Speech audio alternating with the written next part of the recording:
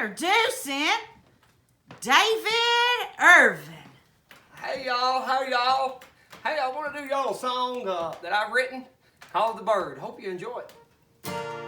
I got home from work about 3:15 to find my wife was leaving me.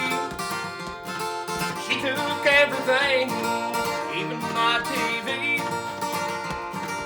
And I asked her why she was leaving me. She gave me the bird with no feathers and no beak. It can't fly away cause it doesn't have wings. And coming from your wife, it's an ugly sight to see.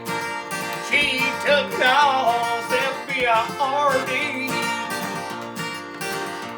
Well, I hope she don't come back so I can get some peace.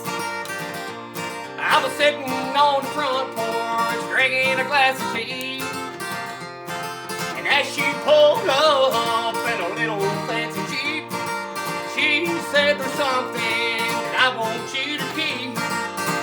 She gave me the bird with no feathers and no beak.